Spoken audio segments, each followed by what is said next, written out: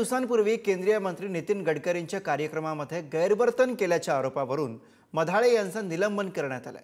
या निमित्तानं मधाळे पुन्हा एकदा वादाच्या भोवऱ्यात सापडल्यात, कारण त्यांनी केलेल्या छळामुळे पत्नीचा मृत्यू झाल्याचा आरोप एकानं केलाय। नेमकं काय आहे हा सगळा वाद, बघूयात हा रिपोर्ट।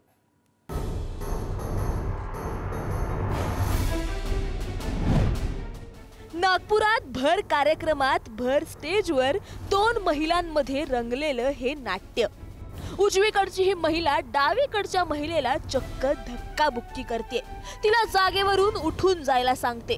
पण दुसरी महिला ही खमकी, ती काही ढिम्म हलायला तयार नाही। विशेष म्हणजे केंद्रीय मंत्री नितीन गडकरी यांच्या उपस्थितीत रोजगार मेळावा सुरू होता आणि त्यांच्या शेजारीच भर स्टेजवर या महिला अधिकाऱ्यांमध्ये सुरू होती ही बैठी कुस्ती। बरं, या दोघी काही लहान सहान सरकारी अधिकारी नव्हत्या। जी धक्काबुक्की करणारी महिला आहे त्या आहेत post master general Shobha Madhale आणि त्यांच्या बुक्क्यांचा मार सहन करतायत त्या आहेत प्रभारी post master general Suchita Joshi.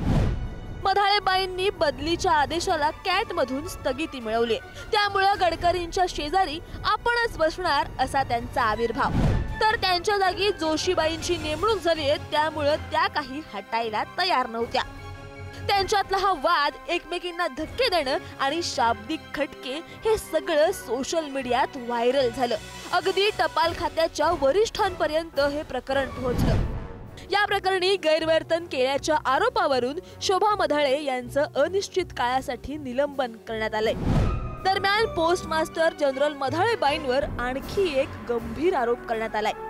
मूळच्या वर्ध्याच्या वसुंधरा गुल्हाने मिठे यांनी जानेवारी 2024 मध्ये नागपूरला टपाल खात्यात वरिष्ठ संचालक म्हणून पदभार स्वीकारला। तेव्हापासून पोस्ट मास्टर जनरल शोभा मधाळे त्यांचा मानसिक छळ करत होत्या, अपमानास्पद वागणूक देत होत्या। मधाळेंच्या छळामुळेच वसुंधरा यांना ऑटो इम्युनिटी डिसऑर्डर हा आजार झाला। 7 मे 2025 रोजी नागपूरच्या रुग्णालयात त्यांना दाखल करण्यात आलं आणि 16 मे 2025 रोजी वसुंधरा यांचा मृत्यू झाला। मधाळे यांनी केलेल्या छळामुळेच पत्नीचा मृत्यू झाला असा गंभीर आरोप महिलेचे पती पुष्पक मिठे यांनी केलाय। या शोभा मधाळेमुळेच माझ्या पत्नीचा जीव गेलेला आहे याचे पूर्ण पुरावे व्हॉइस रेकॉर्डिंग माझ्याकडे आहे। तिने लिहिलेलं लेटर हे तिच्या ऑफिसच्या लॅपटॉप मध्ये सापडलं आणि सेम लेटर तिच्या ऑफिसच्या चेंबर मध्येही सापडलाय।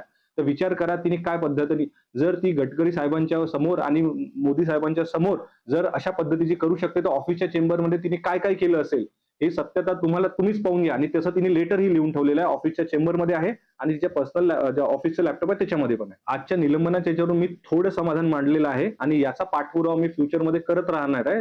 जोपर्यंत तिचा डिसमिसल होऊन जेलमध्ये जात नाही, क्रिमिनल प्रोसिडिंग होत नाही, तोपर्यंत मी पाठपुरावा करत राहणार आहे। या आरोपांमुळे शोभा मधाळे यांचा पाय आणखीच खोलात अडकलाय।